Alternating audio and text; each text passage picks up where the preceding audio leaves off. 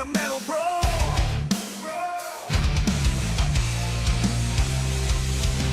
Mental meltdown, giving in flames. Chris and Henrik bringing the thunderous rage. Video games and viral content. Better games, ripping through pixels, the ultimate game to get away.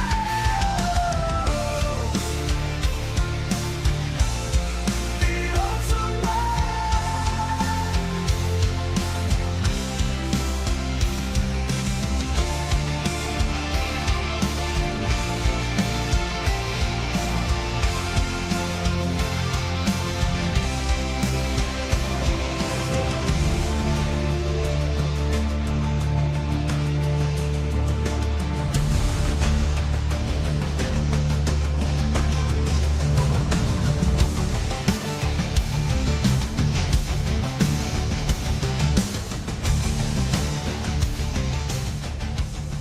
Rave over, I'm feeling the rage. Chris Collins and HenricK on the stage. Talking gaming news, industry that can't escape. We're reviewing video games, no need to debate. They bring the heat, spitting truth non-stop with fiery words. They're ready to drop, making waves in the world of video games. Collins and HenricK, they don't play no games. From console wars to DLC scams, they expose it all, making sure no one jails. The audience fired up, ready to explode. When rage quits on, you know it's a code.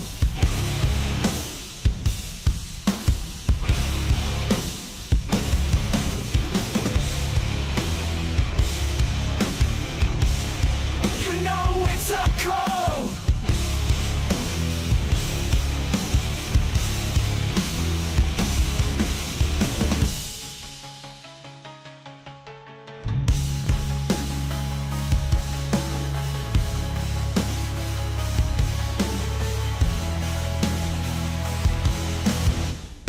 When rage quits on, you know it's a code.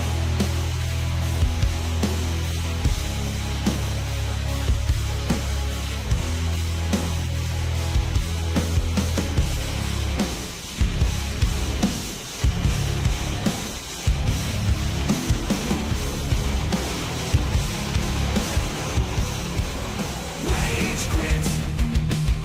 Rage quits. I'm losing my mind. Chris and Henrik, they're talking gaming all the time. Rage quits. Rage quits. It's a love-hate affair, but I keep coming back and nothing else to compare.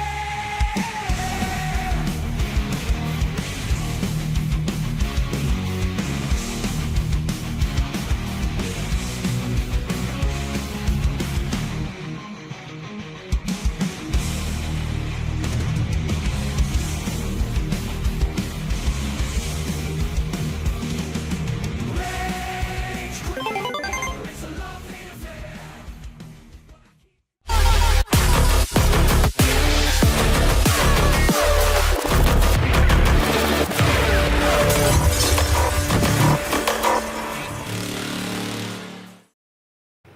What's raging, gamers? Welcome to the season 11 launch of Rage Quit Video Game Talk Show. How you doing, HenricK the Wreck? Hey, you know what? It's time for the show, and I'm ready, Chris. Are you not ready as well? Hell yeah, man. I mean, think about it. I just got to bask it all in. 11 seasons. I think we've done this a few too many times, right? And we can't thank you, the gamers, for all the love and support over the years, because without you, this show would not be possible. And you know, even before we even begin, we just want to make sure that everybody that hasn't, like, share, subscribe to our YouTube channels, go ahead and scan the QR code. This will link you directly to my YouTube channel, but also you got the homeboy, HenricK the Wreck. Yes, you see that QR code, you know where it goes. It goes to my YouTube channel. What are you waiting for? Huh? Yeah, like, I why do see we have you. to? Yeah, why you do we right have to there. instruct gamers on how to use a QR code? You guys pretty much know how to use electronics, so like, what are you waiting for? Always hit the notification bell. That will always alert you when we go live at 6 o'clock Pacific Standard Time, as you clearly, the viewers on right now, know what's good. But we always like to start off the show with the bang and show you guys a lot of viral content that is circulated all across the World Wide Web. So let's get it. After a perfect Arc Raiders loot run. I'm sure a lot of us have already gone through this by now because it's like it easily is like the hottest game going even into the new year. Wouldn't you say, HenricK?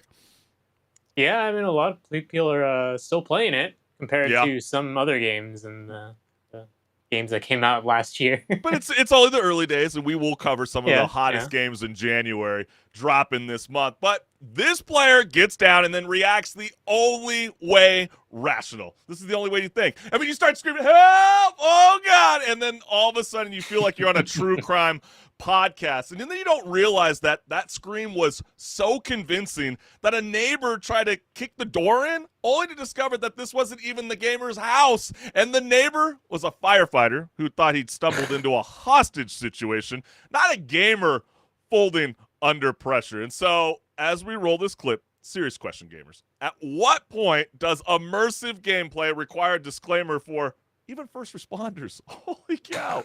So let's go ahead and take a look.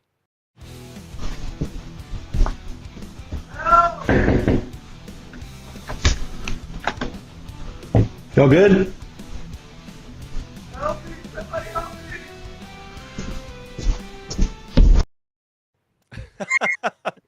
Hey, you know what? There is a genre of video out there, and it is the genre that every so often you'll find someone playing a game and they just become an absolute god tier voice actor while being in the game. And that's what this is. Pretty much. I mean, especially with that proximity chat, it really gets you very animated. And I know a lot of the jokes with even Call of Duty Warzone is like, they're on me, they're coming. And your convoluted brain is starting to turn into a gooner itself. And this guy acted like a firefighter. So I respect that this man jumped into action. But let's dive right into the comments, because the first one says, bro is out there role-playing Rescue Raiders. Hope he brought a defib for you, with the follow-up comment that reads, he kicked down the door and then shouted friendly and then knocked out OP and then proceeded to steal all of his stuff. Wouldn't that be funny? He's like, yeah, dude, I kind of knew you weren't in danger. I just want that PS5 console that you're playing Arc Raiders. That would be hilarious. Yeah, right. And then that's a good man right there. Buy that man a beer and make a new friend. And for context, honestly, that's someone you can trust your life with. But you know what's so funny? That photo right there is actually the guy that let this video go viral, dropping it off at his doorstep. And the guy's like, please, no photos. You've already blasted me already through your Ring camera. So the man has been served a six-pack. And then the last comment reads, for context, I was in a night raid on Dam trying to extract from an elevator when a leaper landed on me and then downed me right before the extract door shut. I just wanted to get stabilized so I could leave, and this was the guy from that viral clip. And then a follow-up comment that read, from the footage, it don't look like a leaper, more like a confused Bastion. So, all fair play, fair game. But yeah, we've all been there before. But this is getting kind of wild. Who would have thought right at the the first weeks of January we would be seeing something from Razer that they just unveiled, what they're calling Projekt Ava. It's a holographic AI desk companion, as you can see from this image, that looks kind of like an anime sidekick, I would say, HenricK. I mean, I guess it's using XAI Grok, so, with everybody always asking for every photo in the last week, can you turn her into a bikini string top? This is going to go great. It's going to go great. A lot of gamers have been asking for this. They need live tips. Exactly what we needed. More of this. Yeah, you're going to get a lot of gaming tips and unsolicited, life advice from this girl or guy, whatever you prefer, in your little cylinder hologram computer visual effect that you want. Desk companion. Right. But you can lock one in right now with a $20 deposit for 2026 delivery, assuming you're comfortable with an always-on camera quietly judging your gameplay and your posture. And so before we dive into the comments, gamers, is this the future of desk companions or the most expensive way to be told, HenricK, you just asked, bro, buy a hologram? Is that what it is? Skill issue? Hey, it definitely could be. It started to feel like that. So let's go ahead and roll the clip. Whole day, soldier. We need more air support. Yeah. Whoa, clean shot. Nice one. Oof. Maybe aim for the head next time? Break line of sight. Switch to burst fire mid-range. GG. That was amazing. Ready to go again? This is Projekt Ava. Your AI desk companion. I can't wait for the moment when people buy this and then a few years later it loses support and all of a sudden that desk companion you got so fond of virtually dies. You almost wonder why, like, Amazon Alexa hasn't jumped onto this. You know what I mean? Like, that was my first reaction. Everybody was so worried about, these Echo Dots, listening in on your conversations. Well, now they literally need a camera on you at all times to be able to know what the hell you're doing wrong and maybe possibly knowing what the hell you're even looking at. But let's dive right into the comments because people are getting very, creative with this. And they go, why can't they give us what we really want? You already know someone. It's definitely going to find a way, right, HenricK? Well, I mean, that is, going to depend on how locked down it is, but yeah, if someone can find a way, I'm sure that it'll But happen. what did you tell me before the show about Razer? You were like, they're a really good company, right? About, protecting these kind of things on their Oh product. no, I didn't say that, Chris. Oh. I said that they're very particular about how you I use misspoke. their accessories. Gotcha. Okay, my apologies. Don't want to speak for you. But, when you start to think of, XAI, Grok, and what I was kind of joking about how, like, they really got to fix that situation on the platform. It's a little scary, especially if you're like, I couldn't imagine if I was in high school or if you're a girl. It doesn't matter what age you are. And literally you can just have a photo and be like, hey, why don't you put her in a bikini? Could you imagine what they're going to do with this little cylinder hologram? I mean, there's going to be more than just what you're seeing on screen right now when it comes to Cortana. But let's keep it rolling into the next one, which is, oh, boy, HenricK, are we closer to a Blade Runner than we think? I mean, is Project Ava a threat to destabilize society in the course of civilization like Blade Runner 2049 was exploring? Some would argue that we're already there. We're living that as we speak. Yeah, it's wild times. To say one or the other. Wild times to be alive. And then the next one is, the funny thing is that you can't build, these data centers forever. Eventually you will stop, and then I hope they will end up with their dicks on their hands with the follow-up meme that reads, boink. So, yeah, I think it's going to be less about what they think they imagine it's going to be. And, yeah, we'll see. If you are a gamer and you got that $20 deposit, message us. We'd love to know how you're vibing with it once you get the real thing. But then also we got a new development. There's a thing called X-Reel that just pulled the curtain back on what they're calling a Rogue X-Reel R1. And so if you can see from this promo, there's a lot going on. You can turn this thing into a 171-inch screen. Clearly, you can connect it to a control dock that can go directly to your PC, or you can travel on the go with the new Xbox Rogue Ally. And they're claiming this is directly for gamers who want to turn their face as, double the graphics card. Right, HenricK? Yeah. It's basically just a display mounted onto glasses. But it's a little bit more stylish this time, right? It's not so bulky when you look at it. Maybe you could walk on it with it on the go. Maybe, you're on a date. She's being a little boring. You want to get a little quick, Valorant, gameplay in. And then, you got 1 second. Right, exactly. Who are you staring at? It better be me, not that girl. You're like, what are you talking about? I got the auto tinting lenses on.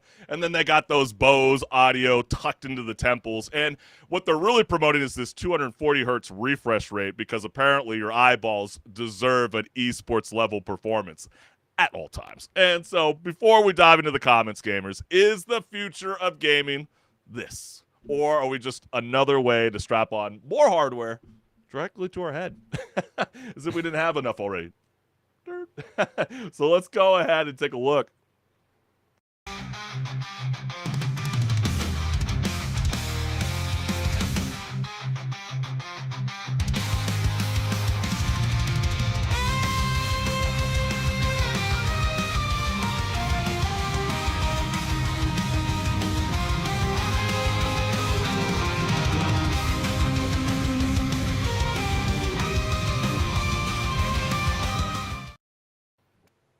And and the idea of it, at the very least, is pretty interesting to me, because it is basically a very nice portable monitor.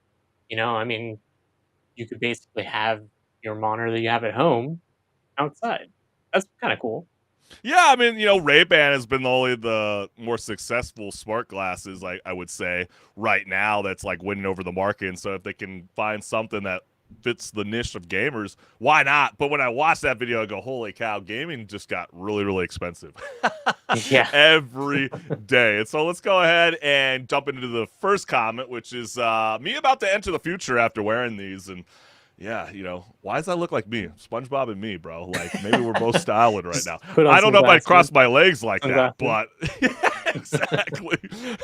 Too funny. And then, the next comment is, it's actually a very cool idea, but does it work like a VR or like a projector device? With the follow-up comment that reads, it's like having a projector shining in front of you, but technically it's two small displays shining through lenses, and that's how you see the image. In VR, you're completely enclosed in a virtual space. Here, you're still seeing the real world with your own eyes, with a large virtual screen floating in front of you. Sounds cool until you start driving in your car.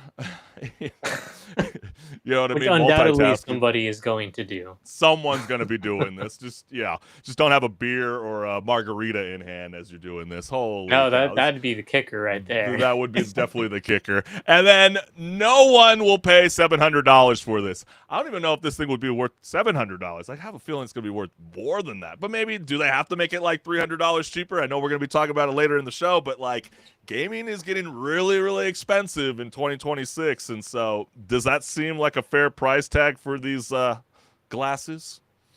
Well, when you look at the pricing of like an OLED monitor, I mean, an OLED monitor, a nice one, is going to be about that price. So that's true. Not too bad of a pricing when you really think about it in that sense. Yeah, fair. I mean, if you want to be the first to have something, you're going to be paying big and large. And so, yeah, that's clearly what the X-Real wants from you. I just feel like it's going to hurt your eyes. I mean, would that do damage long term? I have no idea. Hey, we don't know yet, I guess. We really don't know. But this is Rage Quit Video Game Talk Show, and we can't thank you, the gamers, for always tuning in live every Wednesday night at 6 p.m. Pacific Standard Time, because without your support, gamers, this show would not be possible. And we are currently live streaming on YouTube, Meta, and Twitch. So what are you waiting for? Go ahead and start subscribing to the channel so you never miss a live show. But this QR code will lead you directly to my YouTube channel, so hit the notification bell so you never, ever miss a live show. And you see that one right there. That one's my QR code that goes to my YouTube channel. So go ahead and scan it. Go leave me some comments. I'll reply to you. I promise I'll reply to you. Come on now, baby. And we're always starting to cook up, because this is a fresh show with a lot of great things to be able to discuss live on air. And so, HenricK the Wreck, are you ready to rock and roll, my friend? Oh, yeah. Bust out those instruments, Chris, because I know you got them. It's time to talk about a rhythm game. Let's get it.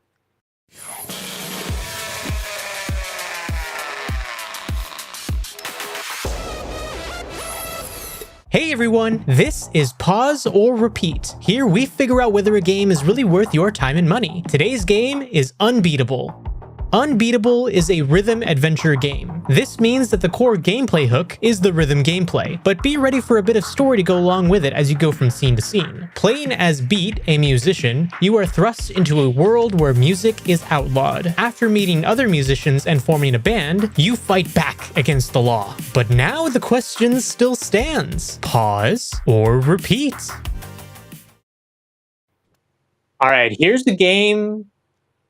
It's called Unbeatable, but it's not really unbeatable. Clearly, you're talking about it, right? Yeah, fair enough. I mean, yeah, it is a very unique rhythm game, wouldn't you say, Chris? Yeah, and I think, the premise is really what it's all about. At least that's what they're trying to push. And that's where, you have to imagine yourself in a city where music is illegal. And your solution is to start a band, right? And it's giving you that kind of like School of Rock. I mean, this is not a rebellion. This is a noise complaints with ambition. And I just feel like when you have a game like, Unbeatable, which drops you into a dystopia where songs are a contraband and crimes are best committed with instruments on your back, did that work for you? Because, part of me, HenricK, was kind of giggling a little bit in a sense where they're like, music's illegal. We don't even know what music even sounds like. But a lot of these characters are carrying instruments on their back. Make it all make sense. Well, they're carrying them illegally. That's what it is. The whole just so people understand the story maybe a little bit better, the premise of it. It's illegal to play music because it summons these things called silence. and it's just a manifestation of emotions, or maybe even the lack of emotions in some ways. Yeah. And that causes destruction on a wide scale. And so they outlawed music as a result of that. And there's a whole organization that makes sure that nobody plays music and rules over the country in a dictatorship as a result of that. In a sense, though, So, I it's like, mean, these people, they're running around with contraband, and yeah, maybe it doesn't make a ton of sense, but at the same time, think about if they were to get rid of the ability to carry guns in this country. yeah, People and would I hate probably to be still this run around with person. guns. I hate to be this person to make this comparison, but I feel like, haven't we already heard this story before a little bit? There's a Oh, no, we gentleman, have. not necessarily lose his instruments, but he is singing about anti-establishment messages, and so that was hard for me to get out of my head as I was starting to play this game, and it's a little corny too, in a sense too, especially when you go to the prison and they're like, "Hey man, like, how did you get here?" Well, I taught the clarinet, and you're like, really, dude? And then all of a When you sudden, say it like that, though, it is silly. it's so dumb, dude. And then all of a sudden, Yeah. you follow Beat and her crew as they run from the law. They fight the system, and then somehow, as we're saying, they're carrying these instruments while claiming they don't remember even what music even sounds like. And so, HenricK, like right out the gate, did that premise grab you, or did you feel like it kind of felt like a missed note? Actually, it wasn't the premise so much that grabbed my attention. Rather, in this game, it was more the gameplay loop, because, we kind of have already, I'm sure, done a good handful of rhythm games on pause or repeat, and they've all typically done the typical thing for a rhythm game, where there's maybe a story, but it's just like visual novel style, and it's in Yeah. between these levels where you're playing a rhythm game. But this game takes it a different method, where, yes, there is the gameplay of the rhythm gameplay, but in between that, you're actually roaming around and talking to people and inspecting things. And it's a bit more of, it reminded me of like the Resident Evil style walking around as well, where it's like the Mm. old Resident Evil, where Yeah, like there's PS1, fixed camera PS2 angles. kind of a stuff. Yeah. Yeah, yeah, and it did seem interesting, And that does come but with the camera story issues like does. this game. Yeah, exactly. But the story really is, at that point, a integral part of the experience, and fortunately the story, it is a little silly at times, and it does also suffer from some pacing issues throughout Yeah, the story. I'm with you, HenricK. I feel like the story leans hard into the stylish anime vibes, almost like Persona storyboard escape. Mm. It's like Notebook and then wandered into the rhythm game. But the emotional beats feel fuzzy. I mean, especially when characters treat music like a lost art while literally hauling it around town. I still can't get over that. And so, did that contradiction bug you too, or am I being a little overly precious about logic in this game? Yeah, that contradiction didn't really bother me too much. What bothered me more was that in a game where you're fighting against the establishment, the pacing of the story, in the beginning especially, can be really, really slow. It makes Well, it especially feel when you like don't it's a even get into slog to the get rhythm through. game. It's like, So I feel yeah, like the first 30 exactly. You minutes haven't is really like gotten just into the walking actual around. gameplay. So, Yeah, and then I think um, another thing too is, yeah. oh, here, go ahead, HenricK. You're gonna say something. I was just gonna say, and in terms of the story beats, it does have a nice payoff at the very end of the game, but you got to play like 8 hours to get to that point. So Yeah, but don't you feel like the game, it's like instead of like locking into rhythm, the game scatters itself across like mini games that feel like band practice. If anybody's actually joined a Mhm. band where like everyone's in a different tuning on their instruments, you're gonna be like hitting home runs, you're gonna be playing snooker and then dodging camera issues, but rarely feeling like the game knows what a tempo even is. And I think that's what kind of drove me nuts. And did it ever click for you, or did you feel like the conductor never showed up? I feel like it was missing that. Like it feel like a third of the game was rhythm, and then the rest was actually walking around in some of these level designs that feel a little lackluster, I'd say. Well, maybe that's exactly why they put an arcade style mode in the game, because Yeah. they understand maybe not everyone's going to jive with the story and their approach to it, Which is and unfortunate maybe they're because I okay don't. with that, Do you feel because like the that's arcade why they mode put was that the mode in grab? there. I don't think the arcade mode was the grab. Like once I No, finished it the game, definitely I was wasn't ready the to turn grab. the game The off. story mode is what real, like I said, the approach to this kind of game is what drew my attention, Yeah, and that is the story mode. The arcade mode, we've seen that tons of times. yeah. And Rift of the don't get me wrong, Necrodancer. Yeah. the rhythm gameplay is really good, and it goes really well with their excellent soundtrack. But when you're trying to sell the game as this story-based mode being the main focus, and it doesn't really grab me in Like the same way find that your I wanted it target to, it's audience. a Like it shame. seemed like they didn't know whether they wanted to write to 12 and 16-year-olds or 18 and up. It really didn't know where it was Yeah. trying to send this message to. But yeah, like visually, Unbeatable has undeniable style. I mean, it's got bold Mhm. colors, expressive characters, even though the NPCs lack any kind of emotion. But it does have that slick presentation that screams attitude, something that you love in punk Yeah. rock. But the environments often feel empty. I'd say, the NPCs fade like super fast, other than the guy that says, I am in jail because I taught clarinet. I can't get that out of my head. That shit made me laugh so freaking hard. But I don't know. It's like, did the vibe carry you through, or did the world start feeling a little hollow? Because I think that's Well, I the saw it as draw. maybe the world feeling like that was part of them trying to represent that you're in a dystopian society where people can't listen to music, something that I feel like is something that's very human, that brings vibrancy to the world. And as a result of the lack of that, there's not really a whole lot of vibrance in that world that you're exploring.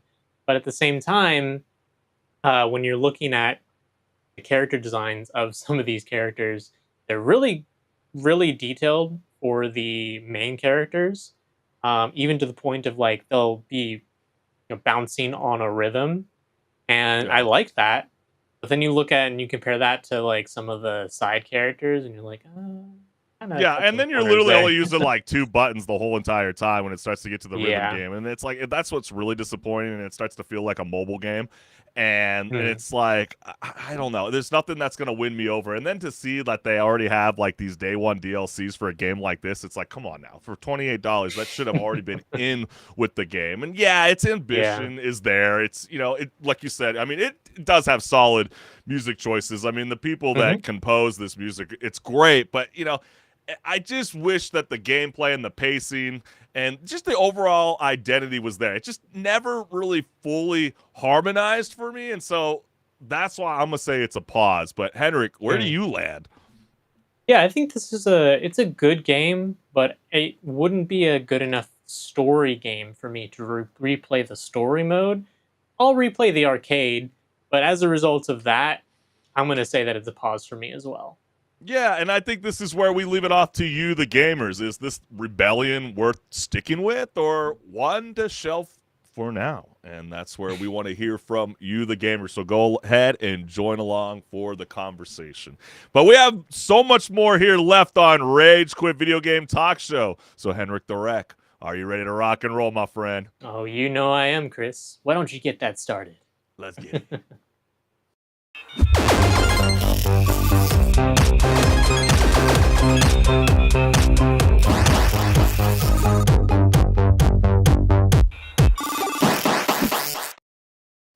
What's good, listeners? Welcome to Patch Notes, where my co-host HenricK the Wreck and I discuss gaming news, industry talk, and so much more. Let's get it.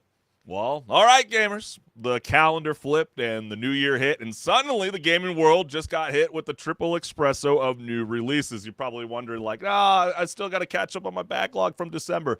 Hush now, child. Hush now, child. There's always more room for more games. And so this month isn't just about new games. It's about diving headfirst into the worlds that will either make you a hero or a cautionary tale. What do you think HenricK's going to be? Does he need those extra saves? You tell me. I think that might be a skill issue if you do. No, I definitely spam the extra saves. I don't care what anybody says. Fallout taught me that, okay? You spam the saves when you get the chance Quick in every save, game. walk 2 seconds. Quick save, No, walk 2 open up a seconds. door, quick save. Yeah, Yeah. exactly. We've all been there. But let's get into the games. The hottest must-play games of January 2026. And first up, imagine being a doctor with 12 days to save an entire town from a plague, while literally everything that could go wrong does. And that's Pathologic 3. You're going to diagnose carefully, make brutal choices, and pray your own sanity holds up or no. That's where you, the gamer, comes in. And so I want you to think about this before we start rolling that clip. Would you survive the town, or would you check yourself into the hospital first? I think HenricK would. I'm just kidding.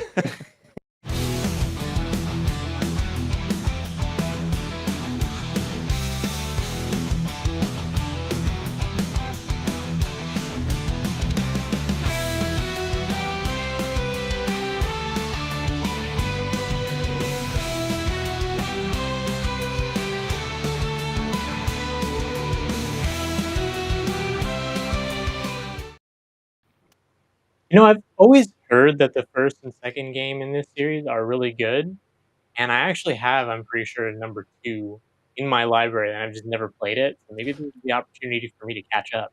Yeah, I really have no idea what the hell's going on when I look at this video clip. I know a lot of gamers are very excited. I have never been a part of this world, and I see the third one, and I just feel like jumping right on in. It definitely, when you have that really cool, like, Sherlock Holmes kind of style of detective inside a gameplay like this one that really seems to be exploring all different kinds of different mini games within this major, massive world, I think that's why these games get a third entry in their franchises and in their series. And I think that's exciting for a lot of us gamers. And maybe we're sleeping on something that we didn't realize is so freaking badass. And the awesome part about this is Pathologic 3 launches on PC on January 9th. It's like literally right around the corner. So I think that is super, super badass. But then there's another game that's really making waves, and that is from the creators of Apex Legends and Titanfall. Have you heard of them? I think I have. But yeah, I think those are some names people might have heard of. Yeah, exactly. And now they have a new game called HighGuard. And so if you ever wanted to ride, shoot, and raid all at the same time while looking like an arcane gunslinger straight out of a mythological cosplay convention or TwitchCon or wherever kind of fun places you cool cats like to go to, well, HighGuard should be on your radar. Or is HighGuard used as a compass? I really don't know. We haven't seen a trailer in like 3 weeks, other than the one that we're about to show. So hopefully it's still launching in time. But gamers, is this your kind of raid, or should we leave the fantasy gunfights to our nightmares? So let's go ahead and take a look at the gameplay.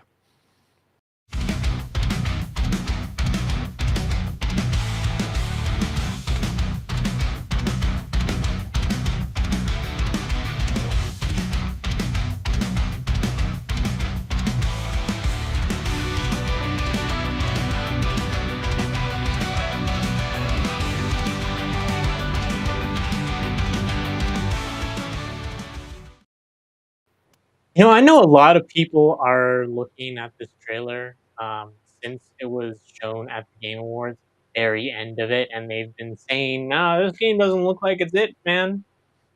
You know what? Yep. Let's give it a chance." Okay. Yeah, I'm with you. I mean, I know a lot of people are kind of like, oh, another hero shooter. Like, can we escape from that? But it's like, what do you think Apex Legends became so popular? People really like those characters and the choices that they have that they can bring to the combat field. And it's like, why judge a game until it's actually released? I think it's pretty badass. I haven't played a game where you can actually mount onto something and move a little bit faster. Isn't that the thing that we always bitch about in games? It's like sometimes it's like, I want to move faster. This is actually kind of providing that. And then I think the idea that they're going to have all different kinds of like, futuristic guns to what looks like there's going to be bow and arrows possibly in the game. And, who gets to say they get to mount on top of a bear and start pwning homies inside an online lobby? That sounds pretty bitching to me. Wouldn't you say, HenricK? No, yeah. And if it's not good, you guys will hear about it in a pause or repeat. Absolutely. If it's good, you'll also hear about it. But it's like we always celebrated Titanfall. We're always like so jazzed about it. It's just amazing to see that like you got the developers that launched this game. It's so many people shitted all over it. I mean, I guess we are very Yeah. hypercritical of modern gaming today, and yeah, Well, I know, also, I'm kind of that person. But oh well. also to be fair, when you say, "Oh, this is a game from the Apex Legends and Titanfall developers," people kind of expect another Titanfall successor, and yeah, this is And not yeah, that. and that's true So, too. And it's always gonna hold more weight, for those mhm. people because it's like, hey, listen now, game's coming out in a couple of weeks, and people were anticipating another little teaser trailer, and we haven't really gotten it.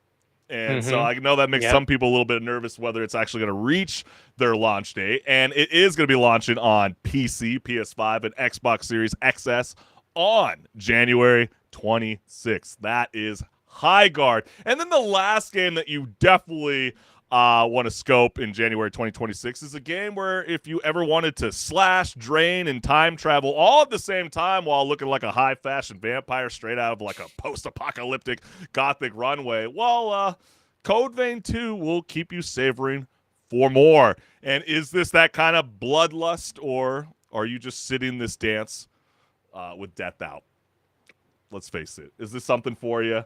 Let's run the gameplay because this thing looks pretty freaking bitchin'.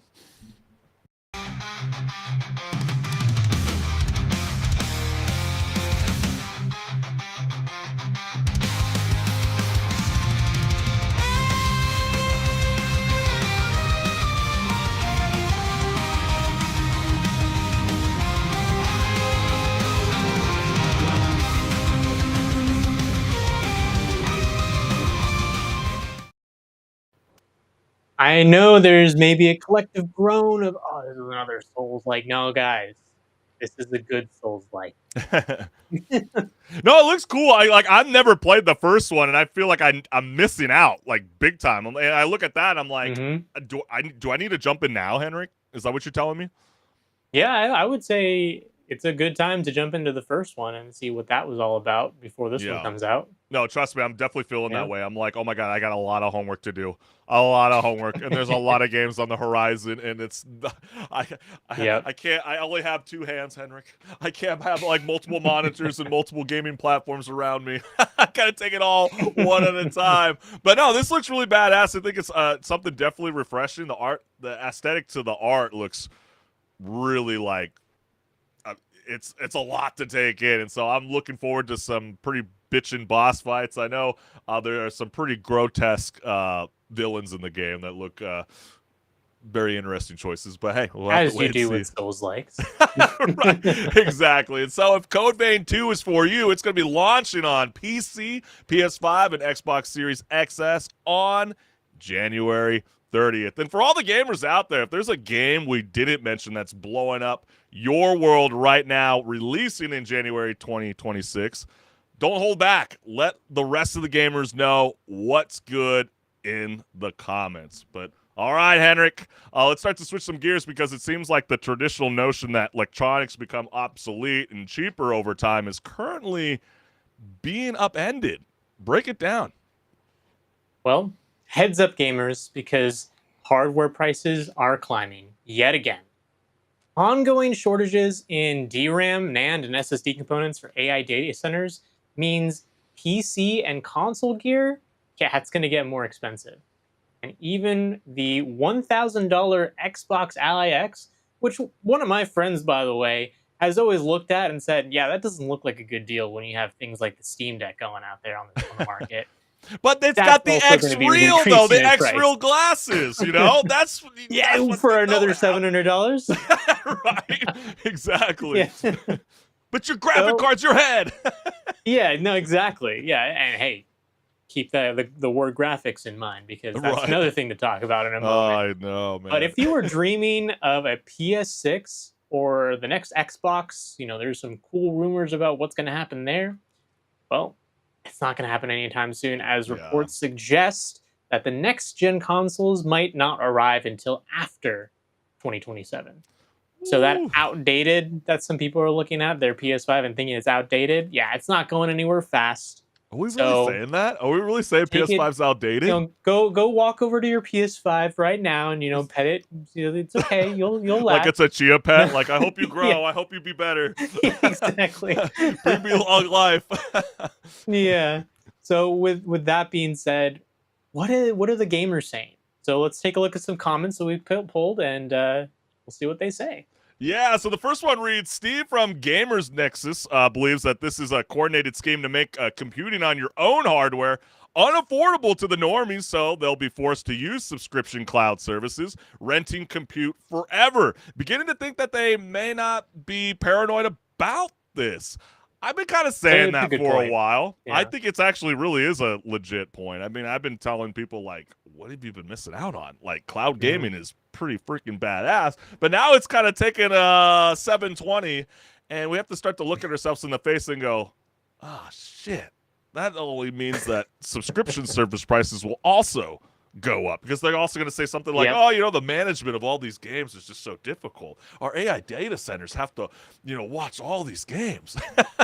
Something's going to get convoluted in the mix. And this theory, or conspiracy theory, if you want to call it that, it actually does have some weight to it when you think about the fact that a lot of these cloud services are run by companies that are heavily investing in AI. Case in point, Microsoft. They're heavily investing in AI, and I'm sure that they're pulling a lot of the resources that are not being given to gamers as a result.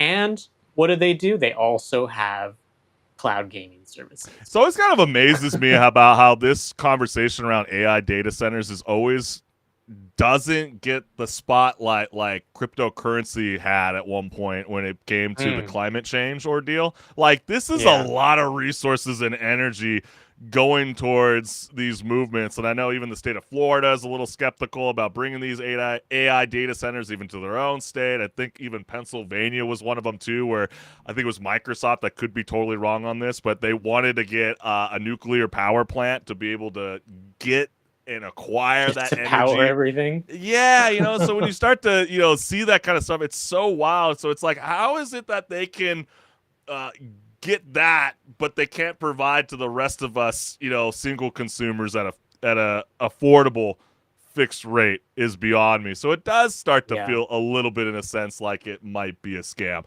But let's keep it rolling, because the next comment reads, you will store nothing, compute nothing, and be happy. Seriously, start hoarding tech. Is that the movement? I mean, even before we jumped on, HenricK, Nvidia was claiming that they might look back into old GPUs and try to figure out if they can bring that AI upscale, which is basically what, fake frames per second to your hard drive. And then they're talking about potentially, you know, slowing down the production of, you know, 5096 graphic drives, and then, you know, producing more of the 3096. And so it's like, did we really miss our window on buying upgrades for our PCs? It's really seeming like if anyone was trying to upgrade in the last year and they didn't upgrade, you kind of missed your window to actually get a good deal on things, because it's going to be a while before it goes down in price. And that's if it even does go down in price after the shortages end, because they'll see maybe that people are willing to spend the more money and they might not want to actually drop the prices as a result of that. But hey, this actually is a good opportunity for people to go look at things that maybe are used, or things that they still have, and be like, you know, actually, I have a huge Steam backlog, and the computer I have is good enough to play a majority of those. I don't need that upgrade. I'll just play some games that I've had in my library. I don't know why I'm envisioning a world starting today where we're going to start having places like pick-a-parts, like we do with automobiles, for computers and consoles. You know what I mean? Pay a fixed rate to walk into our place, rip open the shit out of every kind of hardware, and then see if you can hoard the tech for your own PC. Am I too far off? I mean, come on. I mean, if Nvidia is saying that an RTX I've looked for places 5090 like that in LA. I can't find any. Maybe if someone knows, they can let me know. But I haven't maybe we're seen starting any to think of a business that we might have to start thinking about. But, you know, like when they have I the think RT... that there are technically some recycle places that will let you do that in other parts of the country and in other countries as well. Yeah, but it's just so wild to think, you know, $2,500 for an RTX 5090 last year. It's getting close to $4,000. They're even anticipating by the end of the year it might be $5,000. I don't think I've seen such a crazy jump in valuation in my entire lifetime. So it is actually very terrifying. But then you also get another comment that reads, the funny thing is that you can't build data centers forever. Eventually you will stop, and then I hope they end up with their dicks on their hands, with the follow-up comment that reads, yeah, but they're building for the next 10 to 15 years, so yay, we'll be close to our 50s. Yeah, So like, what is maybe it for we'll me? be all forced to be on cloud gaming at that point. That doesn't sound appealing to me. Well, that's why yeah. I keep saying, like, these smart TVs need to start figuring it out and start bringing a lot of this, like, awesome gameplay so we don't even have to be tied to these, you know, consoles and hardware and PC mounts and all that crazy nonsense. But then again, like the first comment reads, you know, like, subscription services, at one point, will they take advantage? Yeah, they probably will. It's like how we used to joke about television, right? You know, cut the cable. Now we're all regretting saying cut the cable. At one point, now it's all more the good expensive than things- having cable. Exactly. And a lot of the good things, unfortunately, do start to dwindle away. And then the last comment reads, yes, all memory is impacted. DDR4, DDR5, GDDR6, GDDR6X, GDDR7, and even the NAND memory is impacted, albeit less significantly. Also, all products that include any kind of memory will be impacted, although those effects will show up later as an old stock is being sold out and old contracts with lower prices start to run out. With the follow-up comment that reads, even my memory is affected?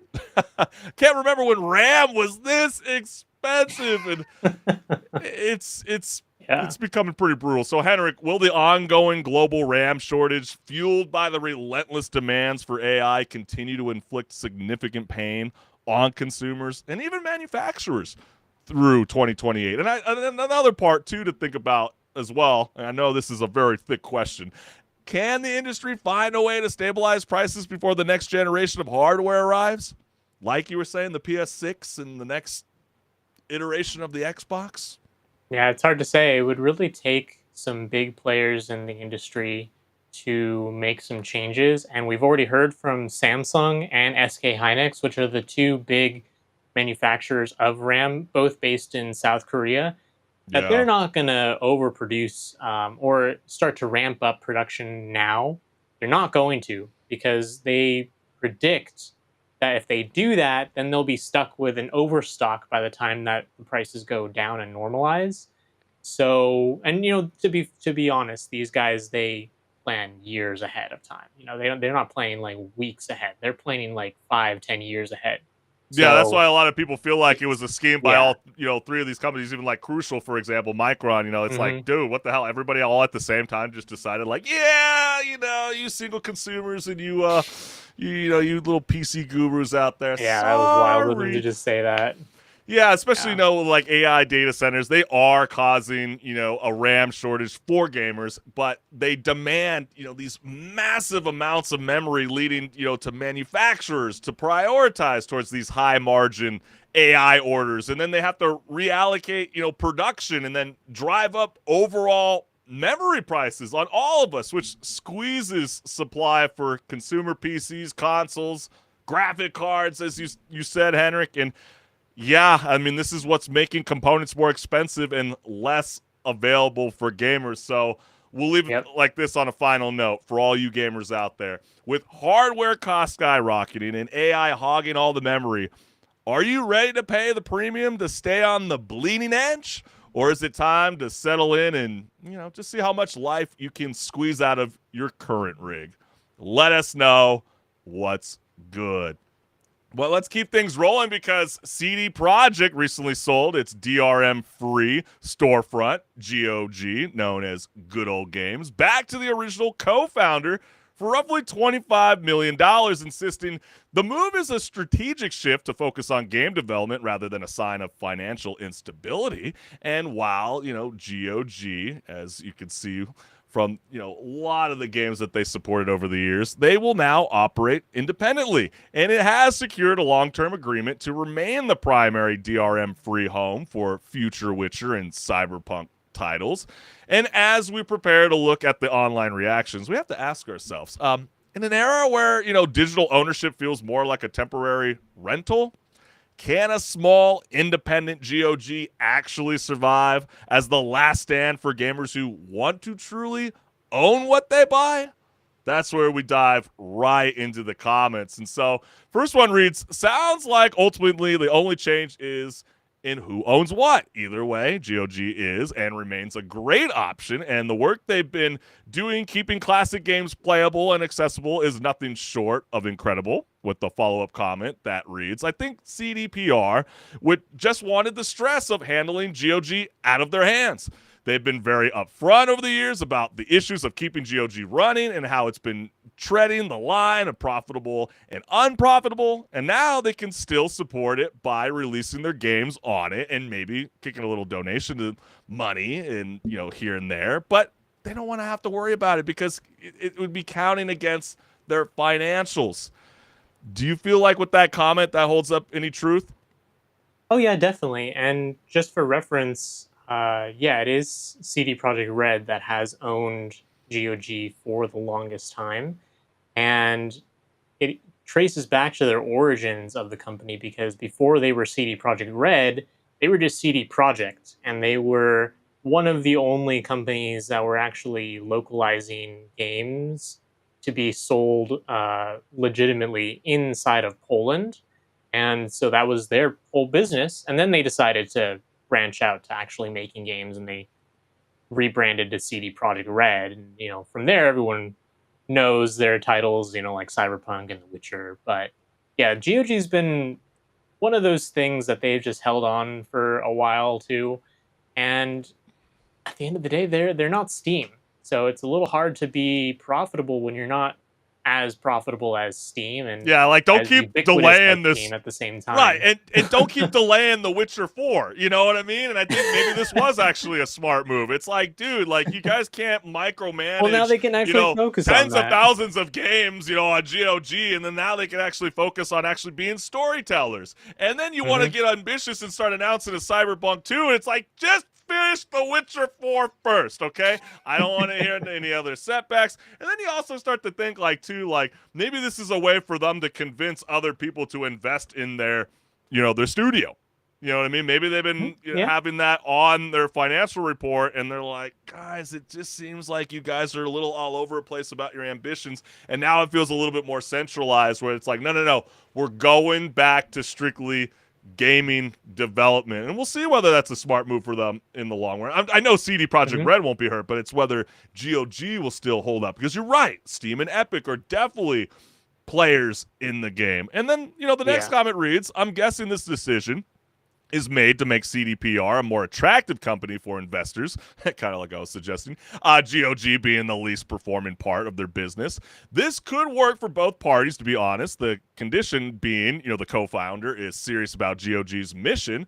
We'll see, with the follow-up comment that reads, yeah, it improves the fundamentals of CDPR, but I really enjoyed the part about diversity amongst GOG, and it was hoping for it to become an even better alternative to Steam, but to be fair, I mainly played CDPR games on GOG, have a giant libraries on all platforms. And I think, that is an important point. I mean, remember last year, Henry, we were literally talking about as one of the topics that a lot of gamers were super frustrated about, and that is way too many gaming launchers. And so how does GOG find its place amongst Epic Games and Steam? And that's the thing, because everyone wants, because Steam is such a big player in the storefronts on PC, everyone wants their game to be on Steam if they're going to buy it.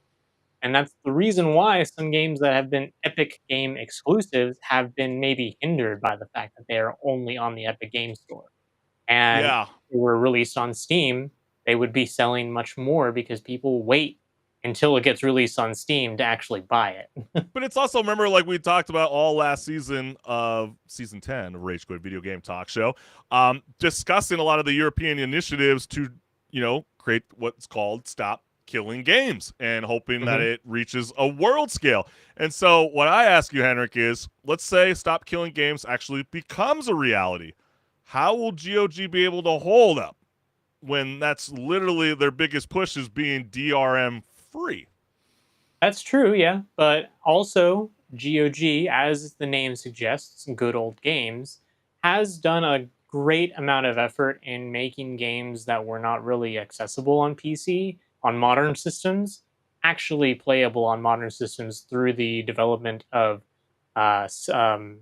game patches. Sometimes even help with the community to put together to actually be able to run some of these older games on modern systems. Because if you try to play a game from the late '90s that was built on or built for PC, it might not actually run on your 2025 or 2026 system. It's That's a just good point. the architecture has changed too much But at that sometimes point. too, HenricK, it doesn't even have to be an old game from the 90s. We literally have a game this month that's going to be affected by this ordeal where if a server closes, the whole game completely goes offline. And there might be a game you Anthem. gamers remember. Exactly. Yep. Anthem. Anthem's going to be Mhm. affected this month. And so if you ever own that game, too bad. We have your money now. You'll never be Yep. able to play it again. But let's keep it rolling because the next comment reads, if Steam ever goes down the shitification phase, I hope GOG will still be around. With the follow-up comment that reads, if Steam ever goes down, I'm carving myself a wooden leg and never buying another video game again. This is a threat. Try me. What? What? What is that comment?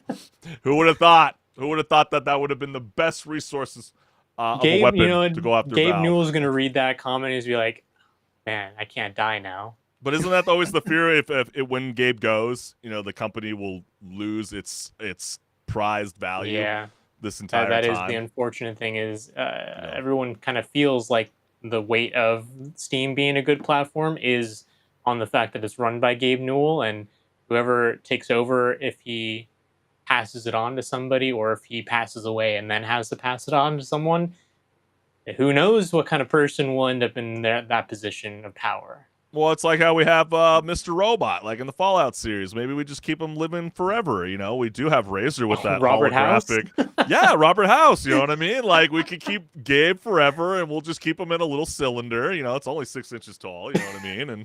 And if we need a friendly advice from him on how to move the company forward, then that's how we save the day, HenricK. See, logic here, gamers. And then the last comment reads, I hope this somehow makes it possible to dedicate some bodies to making the galaxy better. That's kind of like the joke. It's like, if you don't even really like the GOG Galaxy launcher, it's just like, dude, it's never and ever has worked for a lot of people. But with GOG back under its co-founder, can a DRM-free PC-focused store expand to more hardware and truly challenge Steam and Epic, or will it always remain like this niche for a certain kind of gamer? I really feel like it's probably going to stay just a kind of niche storefront. Something they were actually doing a couple years ago. I'm not entirely sure if they're actually still doing it, but I hope they are. Is they were surveying the people on their storefront and saying, "Hey, out of these games, or just tell us a game, what game is not on PC that you would like to see on PC?" And then they'll try and actually port it to PC. Get the rights to be able to port it to PC, that sort of thing. And there were some interesting titles in there, like some Need for Speed games, I think, that had never gotten a PC port because they were on console only. If they pivoted more to that, that would be really interesting, because that would be something that other storefronts may not actually offer in the same way. If they say, hey, if you want to play this game from that was stuck on a console from 15 years ago, if you want to play it on PC, you got to buy it on our storefront. You can't buy it on Steam because they don't have it.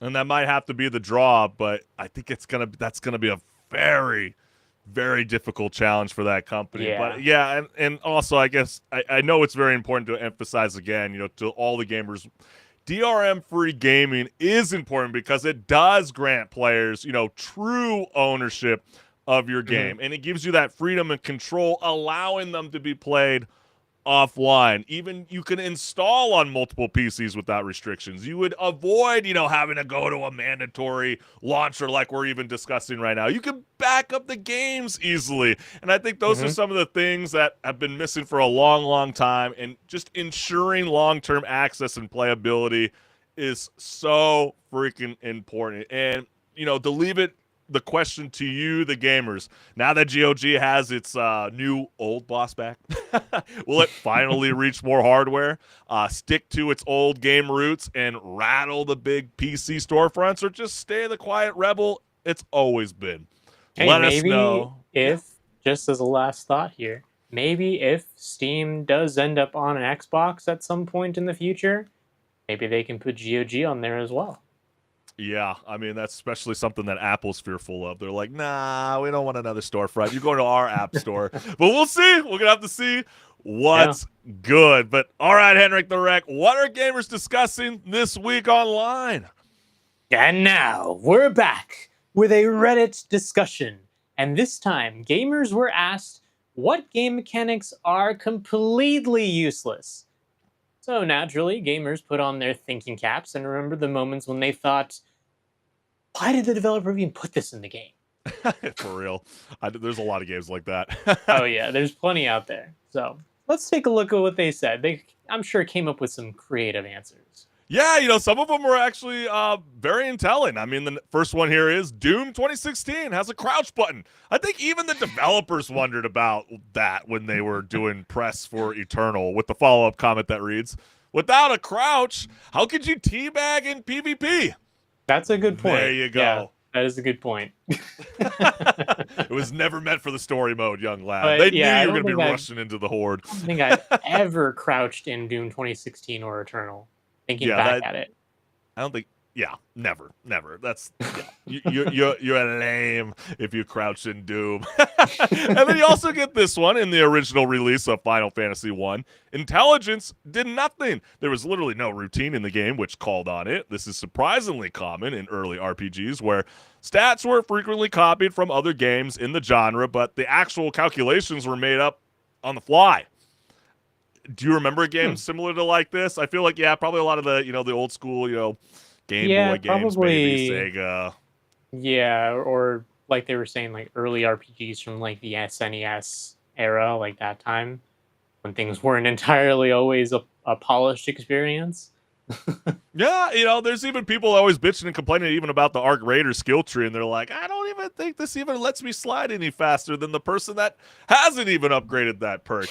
What am I even doing? Wasting my time going down this route of the branch. But then we also get games that, kind of like Skyrim, just about every buff potion for 2%, or this, or 5% of that in every single player RPG. Yeah, every time I see those kind of potions, I just ditch them, bro. I'm like, I don't need this in my arsenal. I would beg to differ in some certain instances, because when you look at things like this, maybe in a casual playthrough, doesn't matter at all. But when you're playing on the highest difficulties, little things like this actually can matter.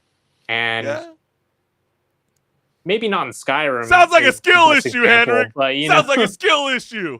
Yeah, you try to hype yourself up like you're playing on a higher difficulty. I'm saying, like, I know what you're doing here. I'm not going to let it like, happen. I'm not going to let it happen. If you play like Death March difficulty of Witcher 3, like you're going to want every single bit of health you can, because that game can be brutal. Well, yeah, health's one thing, but this says buff potion for 2% or 5%. I even know, like, potion of fortifying a lockpick. It's applicable to buff potions in Witcher 3 as well. Lockpicking is 9%, for 30 seconds. What? So I just carry around this thing until I see something that's really worth my time, or do I just fully max out on the lockpick? I don't know. Help us out, gamers. Is it even worth it or not? And then the entire battle system in Paper Mario, Sticker Store, or Sticker Star, yeah, that's how Sticker Star, yeah. Tongue twister here. What am I reading? A Cat in the Hat book? But anyways, if you skip every battle in the game other than the required ones, you'll miss nothing, because the boss battles require special items instead of actually fighting them. And any in-battle advantages like HP and attacks are gained from exploration instead of gaining experience like a traditional RPG. Yeah, that would be kind of weird if you're playing like a Pokemon game and you're only getting XP by walking around, and then you get into a battle and you're like, I'm not getting experience. I think you would lose the love of Pokemon. I think that does make sense. That's a weird game also mechanic. Based on the fact that, I mean, I know a lot of people who just brute force Pokemon games where they go out into the bushes and they just keep killing things over and over again. Or sorry, not killing, fainting them. Oh, yeah. Come on. Get politically correct here. We don't want Pokemon and Nintendo coming after us. You're saying that we're slandering their games, Henrik. Be careful now. They have a lot of lawsuits already. Just doing that over and over again until they get enough the court filing started to build up. The something. more you keep talking, Henrik, the more we're getting in trouble. No. Well, let's keep it moving because, yeah, I'm scared now. But repeatedly smashing a button to imply that the character is making a great effort with the follow-up comment that reads, "Bless the developers that allow you to change this to simply holding the button down. My controllers, thank you." For real, dude. This like, person has never played Mario Party with people.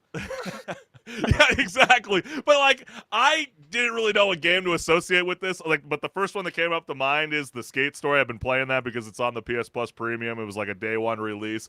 And by the way, Henrik, I just gotta tell the gamers, I already told you this even during our off break, but this game pissed me off so badly, bro. They better fix this thing.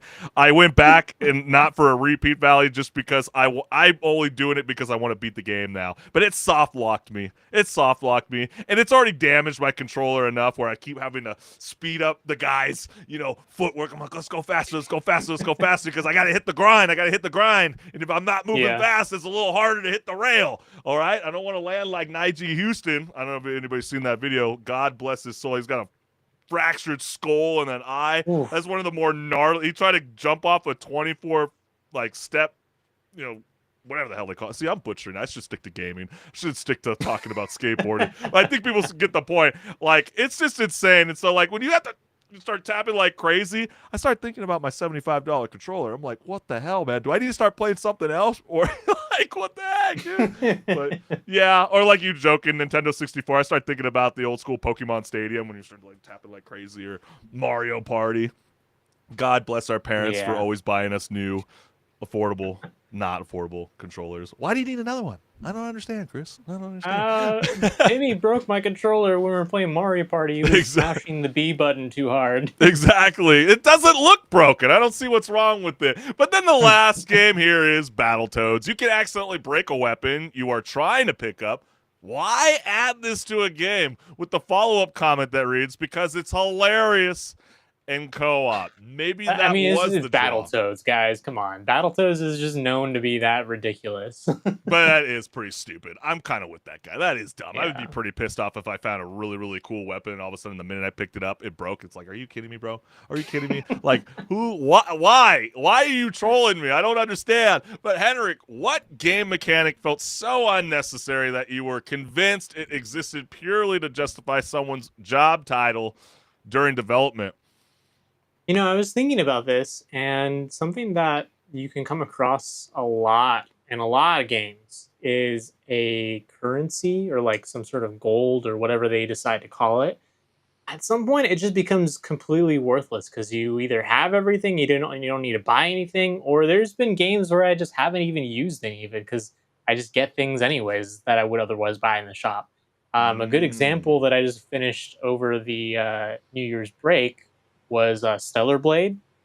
At some point, the currency that you get in that is just not worth picking up anymore because you have so much of it from doing the side quests that you would never be able to use all of it. Yeah. See, you actually reached out into the abyss with a really great take. I'm actually keeping it really dumb and simple. Photo mode? Does anybody actually even use that crap? I mean, Chris, Death Stranding people 2 do use photo mode. Really? Like, I remember when Death Stranding 2 was being advertised. But I know people do. We can move our characters into selfies, and you can change the style approach. And I'm like, really? People are spending time doing this with Norman Reedus? I'm gonna ruin your perspective of this right now. Okay, fine, ruin it. I was just talking about Stellar Blade, right? What is a big appeal to that game for some people is the character design of Eve and the outfits that she wears. I can't believe you're supporting the Gooners. But you're supporting the Gooners with the photo mode in that game. And I know people enjoy having the photo mode as a result of that. Oh my gosh. Didn't really touch it aside from the quests where you have to take pictures of these things. Oh, sure, HenricK. Oh, sure, you need to get an up angle from the camera. It's there. I know it's there. Okay, I'm sorry. And This I'm was probably sure, a okay, terrible I'm take sure from people myself, have done but that with Death Stranding 2 as well, okay? gosh, it's so dumb. But then again, is there a game mechanic that we're not thinking about where it's like, guys, you're completely missing the bar. This is what's completely lame in a game that just doesn't work. Let us know what's good. But man, this has been an amazing season 11 launch of Rage Quit Video Game Talk Show, and we can't thank you, the gamers, for always tuning in live every Wednesday night at 6 p.m. Pacific Standard Time, because without your support, gamers, this show would not be possible. And we're just going to be throwing out our QR codes one last time. Hit the notification bell so you never miss a live show. Take 1 second to just bask in the glory of this QR code you see on the screen. That one goes to my YouTube channel, so go ahead, give that a scan. Go look at some videos. Let me know how I'm doing. More things are on the way. That's right. And stay up, fam. We will see you around, and have a great rest of the week and conquer the new year. We'll see you soon, fam.